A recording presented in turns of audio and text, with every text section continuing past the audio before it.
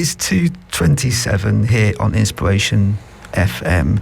So, in the studio, we have a lovely lady called Amy. And how are you doing? Hi Nick, I'm well, thank you. Thank you for having me here. Long time no see, because we've known each other for over 10 years. Many few years, yes.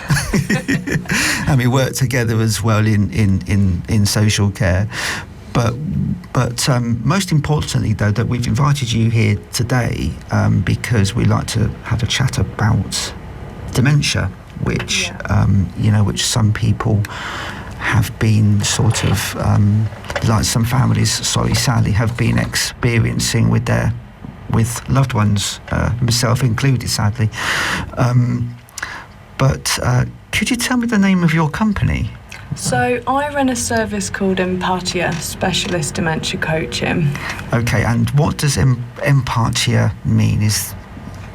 Empátia, it's Hungarian for empathy, because my dad's Hungarian. Oh, wow.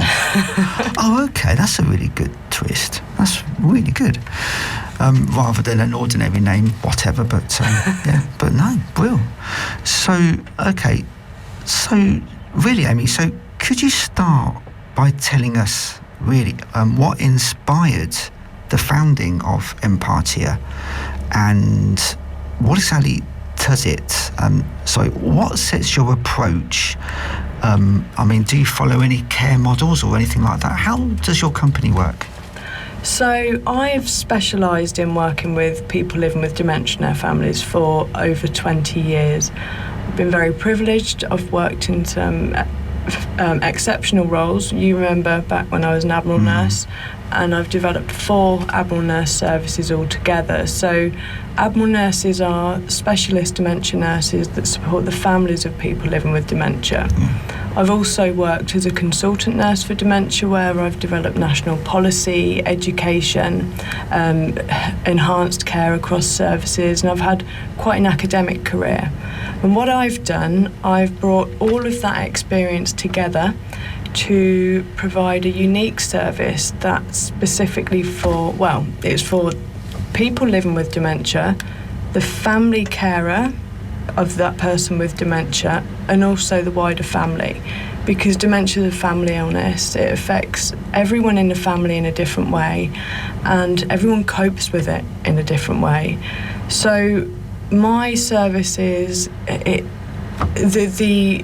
I draw on so many specialisms. With Admiral nurses, we provide. I'm not an Admiral nurse anymore. They provide psychosocial, person-centred support to the family. So I've taken that from Admiral nursing and I apply it to the person with dementia and the wider family. I've also worked in neurology services for young people living with dementia. So I provide families with quite an advanced understanding and education about dementia, because that really helps to know what's going on instead of being quite fearful about the condition. It does make a massive difference. And also what I do, I work in it's a proactive manner, and it's to support people to manage well early on before going into crisis, instead of reactive, which is where we're kind of heading nowadays because our services are so overstretched. It's to help people build the skills and resilience to manage their situation well, to keep relationships close and meaning and purpose, all the things that we all have the luxury of taking for granted. Absolutely. I guess that's some of the biggest challenges, with, people living with dementia, as you say, with their families as well. And I think you've addressed that really well, especially how they face day to day.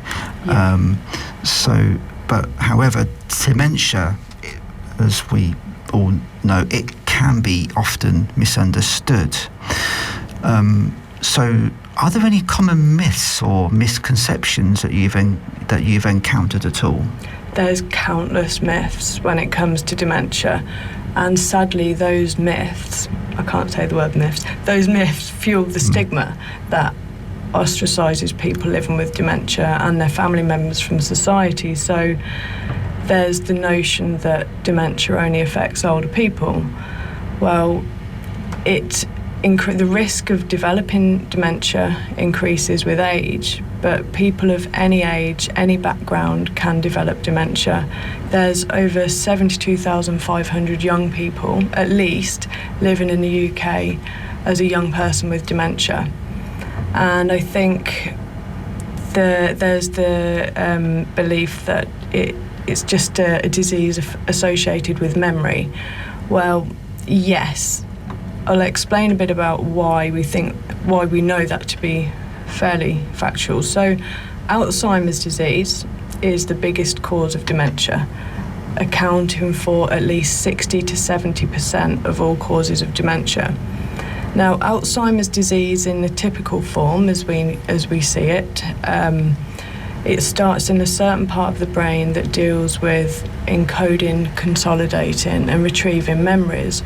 So what we see is people often experiencing memory difficulties, particularly older people, because it's the most common.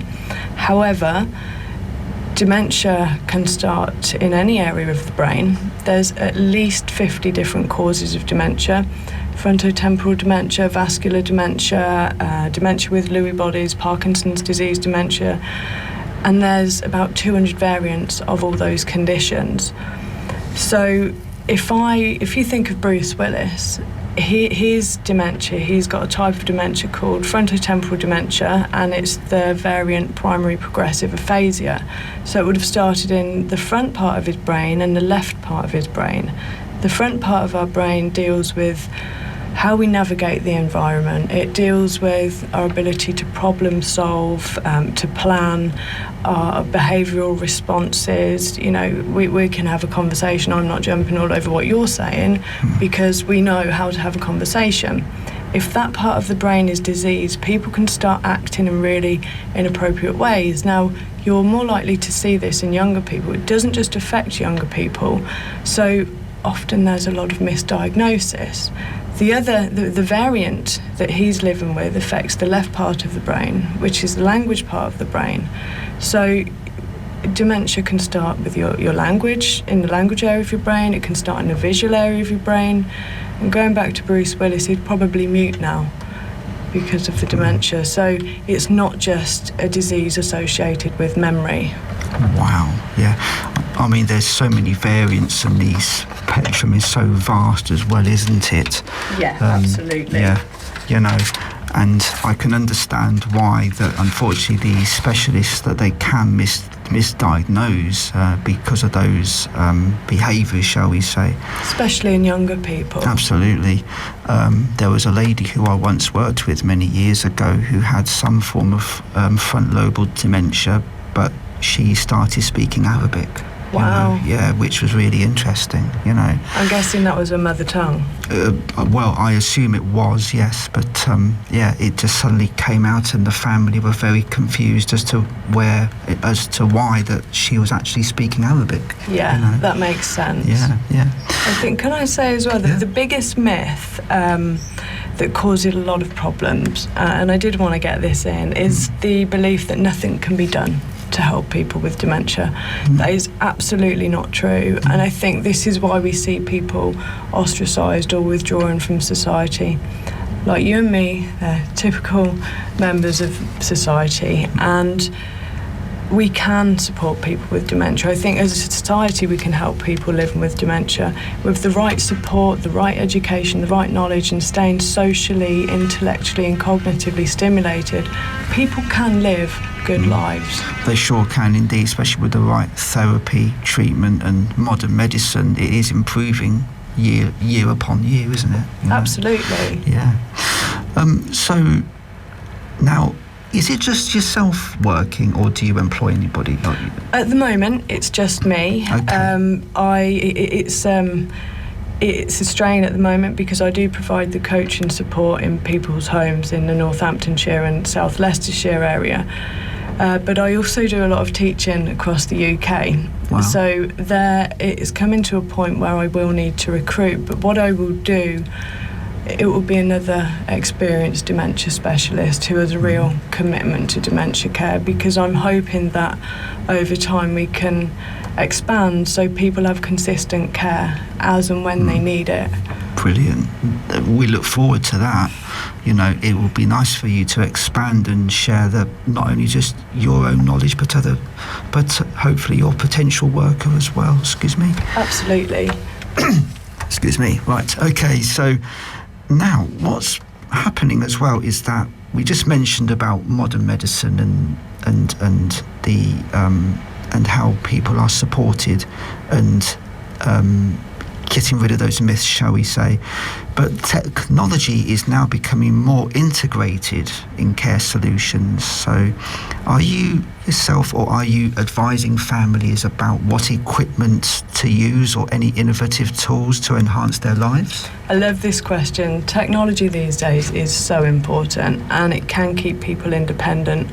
I personally don't use anything, but what I do is recommend items that are typically day-to-day items for us now, and they can double up as a really supportive, independent accessory, for want of a better word. So the iWatch is really, really good. It can alert if someone goes off walking, which so they should. You can track people and alert people if someone's gone missing. If there's a fall as well, I think they can alert emergency services. Then of course there's Alexa, who is fantastic. If you've got memory problems, you forget your medication, or you forget to feed the dog, or you feed the dog too much, you can, or one of your family members can set Alexa to help. The technology that we use nowadays, you don't have to go and spend loads of money, because we've got a lot of that tech in our homes and in our daily lives. Yeah, we should. Yeah, especially Alexa as well.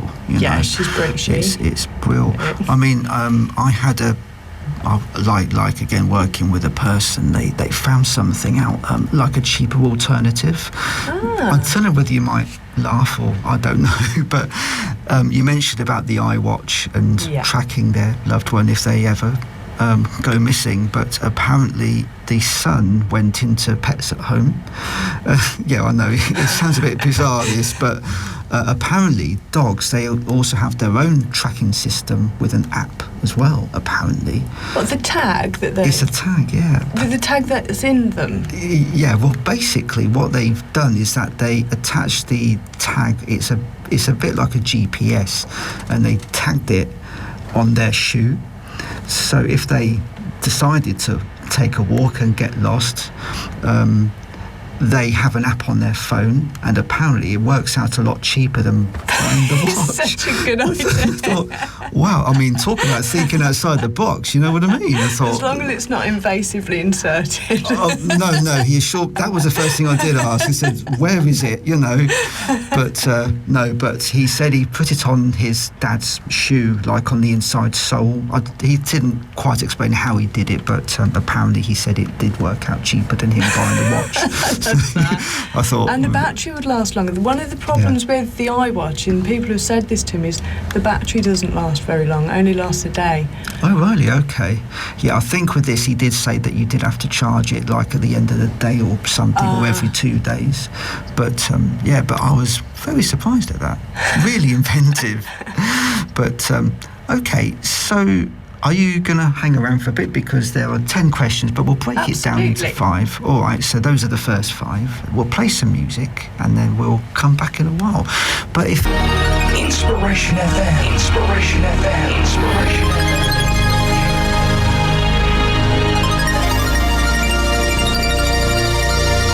Welcome back to Sunday Affair with Nick from now until 4. We're here with Amy Kerti.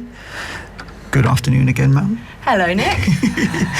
So for those who've just joined us, we are talking about dementia. So if either yourself with a family member, or somebody, a friend who is experiencing any type of dementia condition or Alzheimer's, Amy is here to hopefully answer some of your questions, and we've also got some questions to ask Amy as well, so it goes both ways. Be kind to me.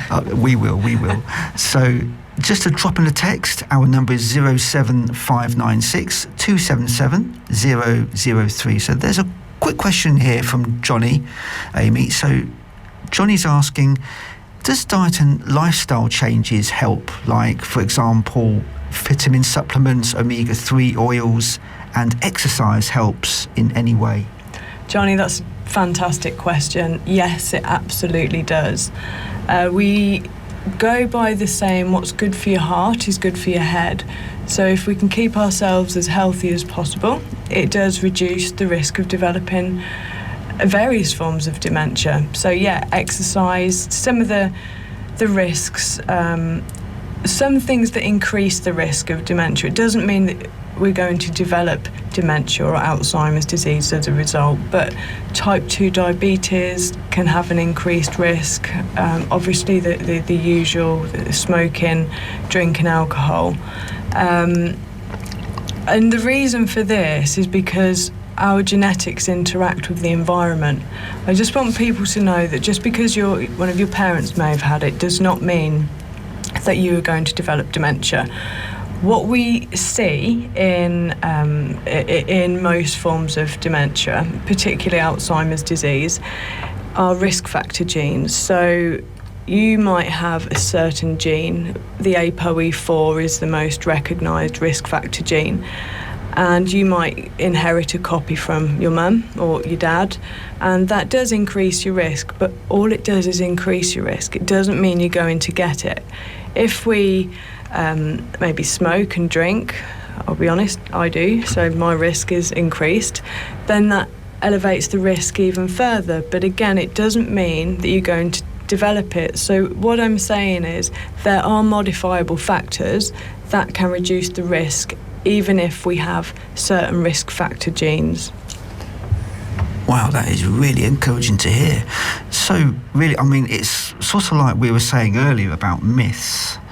And a lot of people seem to think, sadly, that because that their parent experiences that diagnosis, they think, oh, I'm also going to get it as well. But it's not the case, is it? Thankfully, you know. Not at all. No. I mean, it's funny because we were saying earlier that with my late grandmother, she lived up to 91, and she said to me as a young child, Nick, if you take the stairs, you don't need to take any medication. I thought, wow, okay, what exactly do you mean by that, Nan? Well, just don't take the lift, not if you can help it. Very wise. You know, exactly, you know. I thought she was a wise lady, I tell you, bless her. But yeah, so hopefully that sort of reassures you a bit, Johnny, and best of luck to you, sir. And if anybody has any other questions, please do drop a text at 07596 277 003. So Amy, so moving back onto the questions, so now we often hear about the importance of person-centred care. So would you be able to explain what that means in practical terms for somebody who lives with dementia? Absolutely. So in dementia care, in healthcare actually, we practice person-centred care, and what this means is we're seeing the whole person. So you could have a cohort of people that are all very similar culturally, they're from the same place, but these people are all different. They're all individuals. So we're looking at their life story, their cultural background, their values, their beliefs, the relationships, any health conditions, and shaping support around that, because everyone has a unique identity. So what we do, we tailor the care that we provide based on all these factors. If someone has encountered difficulties in the past and they're living with maybe dementia, which does affect communication over time, they're probably less able to tell you what's troubling them. It may be that some action reminds them of something that used to upset them. So I'll give you an example. I don't like the television. If I am living in a care home and I'm unable to communicate my needs and staff sit me by the television every day, I am going to get angry. I'm going to get stressed because I do not want to sit near the television. It's too loud. But if none of my family are around to communicate that, if a good history, a good assessment wasn't made, staff won't know that, and I'll be classed as aggressive, which I'm not. I just don't like the television. I find it quite distressing. So that's why person-centred care is so important, because if you're working with people later on that are struggling to communicate, we need to try our best based on the information that we have to help them be as comfortable as possible. Wow, yeah, absolutely. I mean, it all comes down to individual needs, doesn't it? You know, which Absolutely. is really important. And I think that, you know, with some carers, it's not that the fact that they're probably not that they're doing a bad job. It's just the fact that it's just trying to gain that person's knowledge about what is it for them and how could they live a really good life. You know, and it's going back onto the question earlier about misinterpretation, you know, and it really is important to understand a person's needs so that they can obviously live that better life, and it's not just about the individual, but it's also about the staff as well, because I'm sure they might think, well, hang on a minute, how can we help this person? What do we do? Is there anything we've missed, sort of thing? And I hope that any carers who are worth their salt, they would actually look into that person's need and also their life, as well as their history as well, because there's a thing, is there a thing called memory lane as well? I've heard of it, I'm not sure what it is. Yeah, it's like for example, you know the singer Paul, not the singer, but the musician Paul Hardcastle. He was involved, well, he had a single called 19 back in the day, but a few years ago he was involved in a project called Singing for the Brain. Oh, yes. Yes, and basically, say a person is in their 80s, so up to now, so they were... people would start playing music to them what would be relevant with their youth. So, for example, it could be the 1950s, Bill Haley and the Comets and Cliff Richard and all those sorts of artists, and it would then drag them back into that era, and then the theory is that should hopefully support them with their anxiety. And he was supporting that a few years ago. Music for life it is, and it does help. It helps any of us, doesn't it? Absolutely. I mean, music certainly is life, and that's a fact. So thank you, Amy. So we'll go on to the next question. So how would you... So actually, this is a really good thing, because it sort of ties in with this next question, what we've just been discussing. How do you involve families in the care process, and what support would you advise for caregivers who are often emotionally and physically overwhelmed? Families are a key part of supporting someone living with dementia, so families are involved throughout.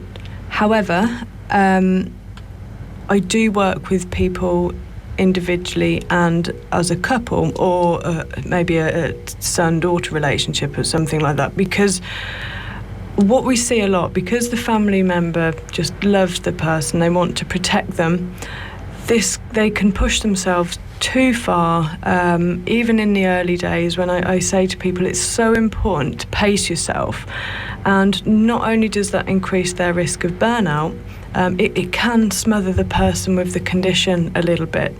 So I work with people to help them take a step back, because part of my work is to help both the family member, the main family member, should I say, who's providing that main care, and the person with dementia keep their identities.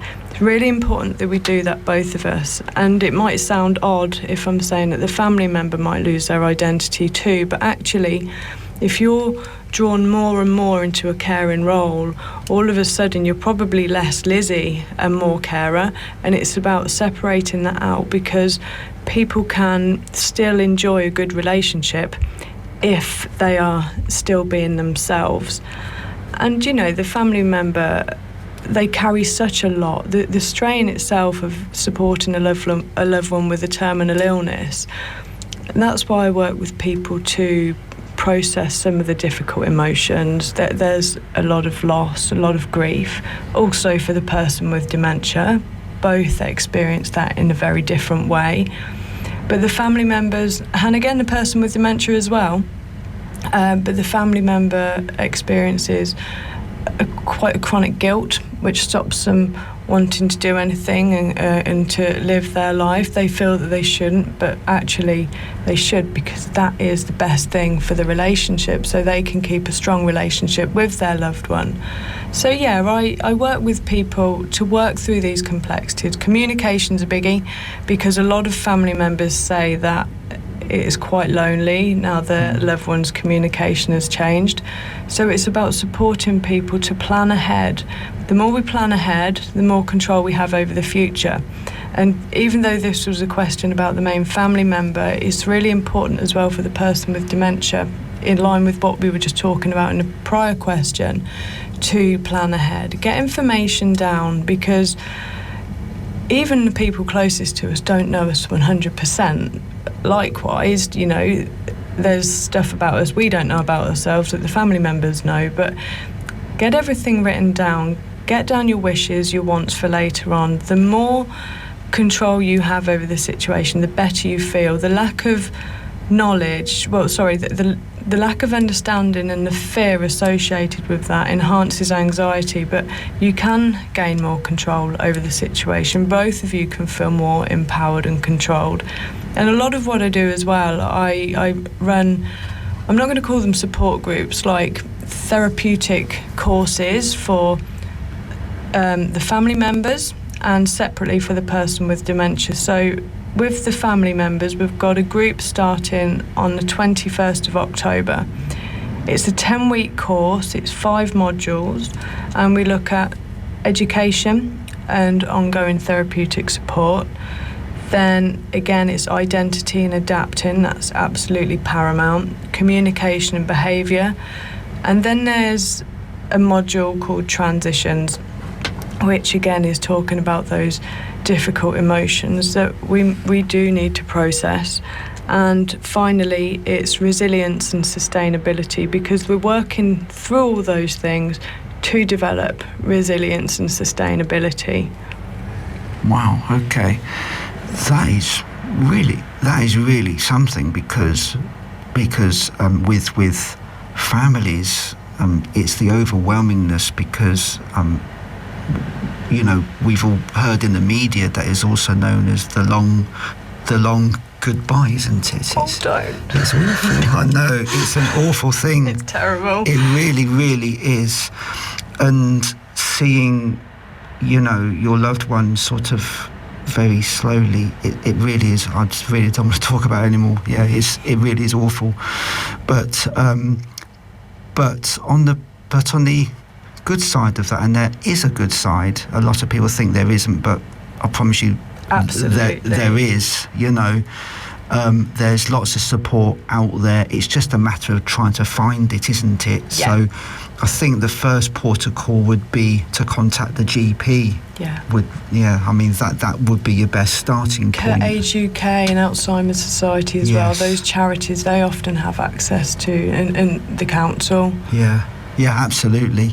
I mean, I can sort of half hear Northampton screaming at the radio when I mention the word trying to make an appointment for the GP. I can't get an appointment, which is sadly very true. But I think, but here is a tip. I mean, when you do eventually speak to a receptionist, and any receptionist who is worth their salt, I'm sure if anyone says to them, look, I have a loved one who's forgetting things and it's getting worse, or in another phase, I found a lump, I'm sure that they will try their level best. Might not be on the same day, but I'm sure on the same week they will try and fit you in somewhere, but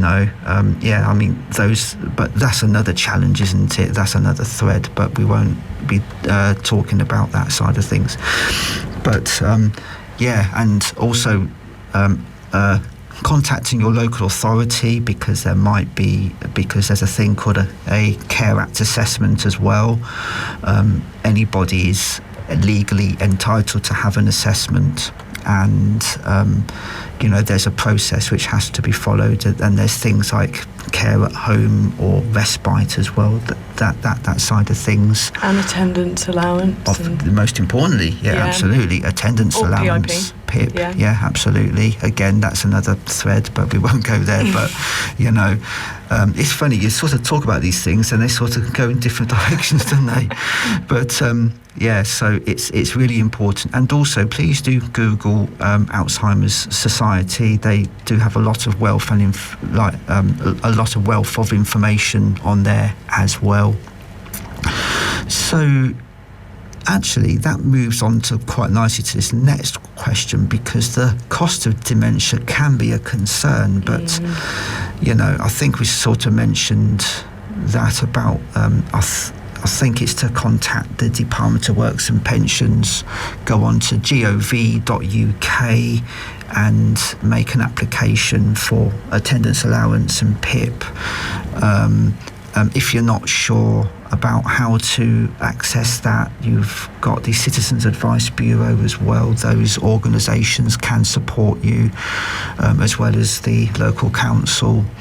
And another really important one, Amy, is dementia can affect people of all backgrounds differently, but how can we ensure cultural sensitivity and inclusivity in the advice that you provide? I mean, again, this comes back to person-centred care, doesn't it? Because you might have a street of people all from the same background and culture, but everyone's going to be completely different. So it's taken into account not just their culture, their religion, but also different cultures have different beliefs around ageing and also different beliefs around what dementia might mean, which for some can be really quite scary. I mean, I'm lucky. I've worked across London, various boroughs, and I've got contacts in South Africa with certain charities. So I do, even though working around here, I don't see as many people from different cultures, I would hope that people from different cultures do come forward more so than they actually are, because the support is there, and there are charities around, particularly in the Leicestershire region, and I'm guessing in Northamptonshire, in Northampton too, right? Specific charities for people with dementia from certain cultures. Yeah, there is. There's also the Africa Association as well. That's another organisation. Oh, right. Yeah, they also do immigration law and things, but if they don't, then they would would be able to signpost as well. So basically, I mean, what you just said hits the nail right on the head, and it really is important. I mean, that everyone is embraced, no matter what background we all come from. That is key. There's no argument about that. So I think we're now coming to the end. So if you have a question for Amy, just a quick one. We're on 07596 277 003. And Amy, I think it's been an absolute blast you coming here today. I've really enjoyed it, and it's been great to see you again, Nick. Same here, yeah. Thank you very much for coming over, and I hope that we do meet again. And also, Amy, you have a dementia club and Grub as well. Yes. So I was talking about the importance of socialising, staying cognitively and intellectually stimulated if you're living with dementia, because that will keep people's skills. Like I said, a lot of people withdraw and they become de-skilled. We need to keep people out in the public, and one of the reasons that people do tend to withdraw is because they feel silly, because they're forgetting things in conversation.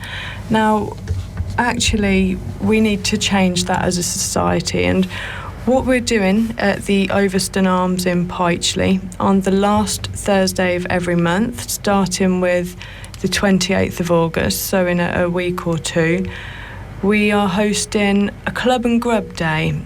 afternoon. It starts at 2:00 until around 5. We start with a quiz, and then we have a nice lunch, teas and coffees, alcohol. If you want alcohol, that's not a problem.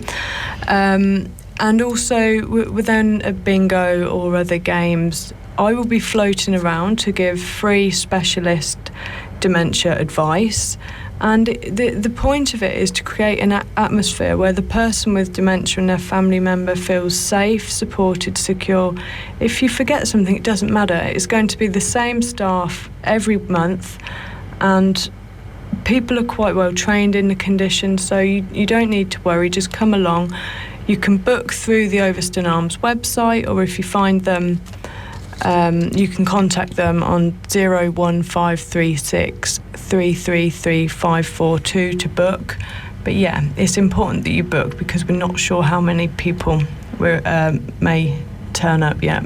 Yeah, so it is quite subscribed, isn't it? So so if you're able to come along, that would be great. And also as well, there will be tea, coffee as well, and £15 for a main course. That's not bad, actually. Cool, I think I'll come. So yeah, will.